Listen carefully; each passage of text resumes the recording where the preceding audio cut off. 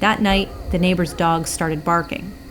Tessa and her sister heard footsteps in the yard, and Tessa quickly turned on and off the lights to signal to anyone watching that they had noticed.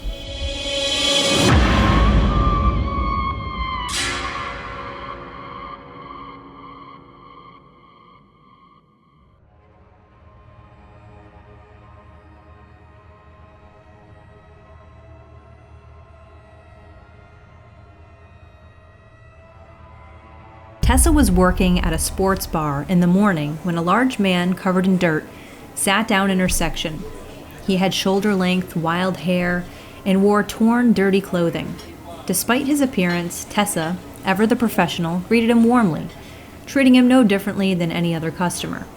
However, as soon as she did, the smell of garbage hit her. Tessa grew up neglected and abused, so she understood what it was like to be judged. Empathetic by nature, she often overcompensated when dealing with those she thought had been wrongfully judged. Her trauma had left her with severe PTSD, which made her hypersensitive to her surroundings and constantly on edge. Despite the overwhelming stench, Tessa treated him kindly. She figured he was down on his luck. He came in on an all-you-can-eat taco bar day and stayed for 5 hours, eating far more than anyone else. Tessa, who often went without food as a child, felt a personal connection to his apparent hunger. As she served him, she couldn't help but feel sorry for him, so she went above and beyond to make sure he felt welcome. The man seemed to appreciate her kindness and left without incident. Nothing out of the ordinary. The next week he returned, specifically asking for Tessa. This time he had some printed out emails between him and his ex, asking her to read them and explain certain parts that were confusing to him. Since Tessa was a woman, he figured she would understand better. Tessa politely agreed, telling him she would read them after her shift.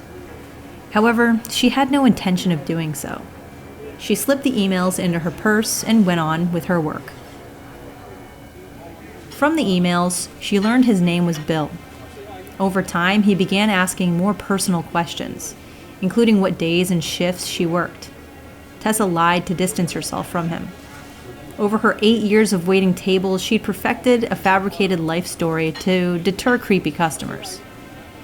The only truth she ever told him was that her sister worked at Subway, and she accidentally mentioned her name. A week later, Bill showed up while Tessa was working the night shift. He was visibly upset and demanded to know why she hadn't been working when she said she would. Tessa calmly explained that she'd traded shifts recently. Bill grew agitated and got uncomfortably close to her, exclaiming that she'd better be there next time. Then he left. A cook later told Tessa that he'd seen Bill sleeping in his car in the parking lot earlier that morning and had seen the same car there several times before.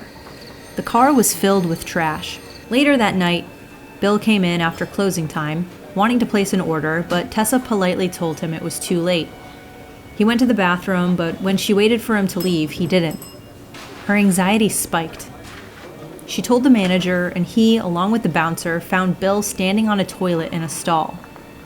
They dragged him out and told him he could never return. Tessa's heart raced as she told her boyfriend everything. That night, he brought 2 friends along, and they discreetly checked the mirrors for anyone following them as they left the bar. Bill never returned, and Tessa quit soon after, feeling the weight of the harassment. She and her boyfriend eventually broke up, and she kept the apartment, moving her sister in with her. A few months later, things took a darker turn. Tessa started dating a woman named Clara who was from a small town. Clara wanted to take a weekend trip back home, so they left together. When they returned, one of the windows in their apartment was broken. Tessa asked her sister about it, and she hadn't noticed anything unusual. No glass had been heard breaking, and nothing appeared to be missing. Tessa felt something was off. It didn't feel like a typical break-in. More disturbing was the fact that they had no valuables, and there was no way for anyone to see inside. She had installed long screws on all the window frames, so they couldn't be opened more than a few inches. The window pane had been pried out, not broken in, meaning the intruder knew someone was home and didn't want to be heard. Tessa's mind raced. The timing was too coincidental. It was the first time she'd left town in over a year. She hadn't posted about the trip on social media, and only a few trusted people knew she was away. Neither she nor her sister had a car, so there was no way anyone could have seen whether someone was home. That night, the neighbor's dogs started barking. Tessa and her sister heard footsteps in the yard, and Tessa quickly turned on and off the lights to signal to anyone watching that they had noticed. The footsteps stopped. Tessa and her sister bought pepper spray and tasers the next day, but things didn't calm down. Later that week, Tessa and Clara went out for a night out.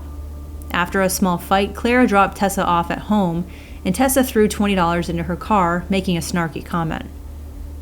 Clara texted Tessa later, telling her she was going to return the money, but Tessa told her not to.